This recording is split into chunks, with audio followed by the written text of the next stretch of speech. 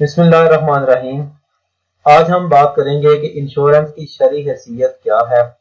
یہ ایک ایسا ٹاپک ہے جس کے اوپر انفارچونیٹلی علماء کرام کی رائے بہت ہی زیادہ متضاد ہے۔ آپ جس بھی کمپنی والے کے پاس جائیں وہ آپ کے سامنے ڈھیروں فتوے رکھے گا، ڈھیروں علماء کرام کی رائے رکھے گا، لیکن آج ہم کسی بھی عالم کی، کسی بھی مولوی کی بات نہیں کریں گے۔ میں آپ کے سامنے دو عقلی دلائل پیش کروں گا، دو باتیں کروں گا اور توقع کروں گا، امید کروں گا کہ آپ خود فیصلہ کریں گے اور کامنٹ باکس کے اندر خود بتائیں گے کہ اس کی شرعی حیثیت جو ہے وہ کیا ہے۔ تو آئیے ہم دیکھتے ہیں۔ سب سے پہلی بات یہ ہے کہ آپ کو ڈسکرپشن کے اندر ایک لنک دیا گیا ہے، آپ اس کے اوپر کلک کریں تو آپ کے سامنے یہ والا ایک پیج اوپن ہوگا۔ This is official website of state life insurance corporation of Pakistan. اب اس کے ایف اے کیوز کے سیکشن میں، F A Qs means frequently asked questions, یہ وہ سوالات ہیں جو ہم توقع کرتے ہیں کہ ہر نیا آنے والا بندہ یہ سوالات ہم سے پوچھے گا۔ اب اس سیکشن کے اندر اس کے کل 18 سوالات دیے گئے ہیں۔ آپ نے اس کا کوسچن نمبر 2 جو ہے آپ نے اس کو غور سے دیکھنا ہے۔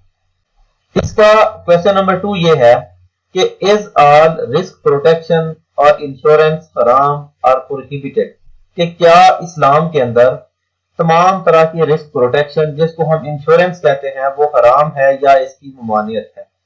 آگے اس کا خود ہی انہوں نے جواب لکھا ہوا ہے، آپ اس کو خود پڑھیں، میں اس کی سمری بیان کرتا ہوں، اس کا خلاصہ بیان کرتا ہوں۔ یہ لکھا ہوا ہے the Fiqh council of world Muslim league resolution and the Fiqh council of organization of Islamic conference in Jeddah, کہ جدہ کے اندر یہ جو عالمی سطح کے اوپر کانفرنسز ہوئی تھیں، انہوں نے یہ طے کیا، یہ ڈیسیژن دیا کہ conventional insurance as presently practiced is haram, کہ جس طرح کنونشنل انشورنس اس وقت پریکٹس کی جا رہی ہے وہ حرام ہے۔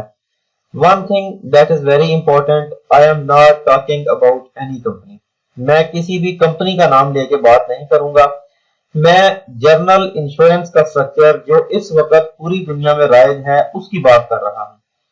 اب یہ کہتے ہیں کہ یہ حرام ہے۔ اینڈ کوآپریٹو انشورنس، امداد باہمی کی انشورنس جس کو ہم تکافل کہتے ہیں، is permissible and fully consistent with Sharia principles، کہتے ہیں کہ یہ حلال ہے، یہ شرعی اصولوں کے عین مطابق ہے۔ آگے انہوں نے اس کی وجہ بھی بیان کی ہے۔ Hence conventional insurance is said to be prohibited for Muslims، یہ مسلمانوں کے لیے ممنوع ہے۔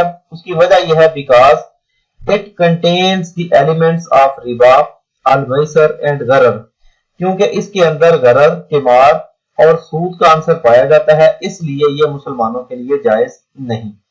بائی کنٹراسٹ، جبکہ اس کے برعکس تکافل provides risk protection in accordance with Sharia based on the principle of تعاون، mutual insurance، brotherhood، piety and ethic operations۔ یہ میرا پہلا نقطہ تھا جو میں نے آپ کے سامنے رکھا۔ آپ نیچے دیے گئے ڈسکرپشن کے اندر جو لنک ہے اس کے اوپر کلک کریں تو آپ کے سامنے یہی پیج اوپن ہوگا۔ اس کے اوپر 18 سوالات لکھے گئے ہیں، آپ اس کا کوسچن نمبر 2 دیکھیے، خود پڑھیے اور اپنی رائے کا اظہار کومنٹ باکس کے اندر کیجیے۔ اب میری دوسری بات، آپ کے پاس کوئی بھی کمپنی کا نمائندہ آئے، وہ جب آپ سے یہ کہے کہ ہم آپ کو لون بھی دیں گے، یعنی آپ نے 5 قسطیں 6 قسطیں جمع کروائی، اس کے بعد آپ لون لینا چاہیں تو آپ لون لے سکتے ہیں۔ یہ ایک السٹریٹو ویلیوز کا ایک ٹیبل ہے، یہ کسی بھی کمپنی کا ہو سکتا ہے۔ اب اس کے شروع میں پلان ایئرز لکھے گئے ہیں، یہ کنٹریبیوشن لکھا گیا ہے کہ ایک بندہ جس نے پہلے سال، دوسرے سال، تیسرے سال، چوتھے سال اور 5ویں سال، پہلے 5 سال تھوڑے تھوڑے پیسے کر کے سیونگز کی اور اس نے پہلے 5 سالوں کے اندر کمپنی کے پاس یہ 5 لاکھ روپیہ جمع کروا دیا۔ اب اس کو 5ویں سال کے بعد کچھ پیسوں کی ضرورت پڑی، اب وہ اس کی جو متوقع ریٹرن ہے 5 سالوں کے بعد وہ یہاں بنی ہے 4,52,000، یعنی تقریباً 4.5 لاکھ۔ اب اگر وہ لون لینا چاہے تو ان پیسوں کے اوپر وہ 80% لون دیں گے۔ I am talking about conventional insurance، اور 80% جو لون لیں گے اس کے اوپر پھر وہ مارک اپ بھی چارج کریں گے۔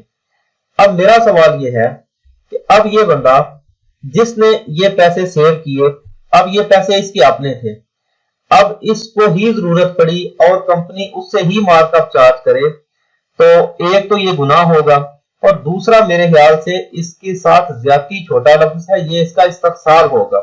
آئی ہوپ کہ آپ کو یہ دو باتیں سمجھ میں آ گئی ہوں گی۔ If you still have any query, feel free to write here in the comment box and also give your opinion in the comment box. I shall wait for your opinions.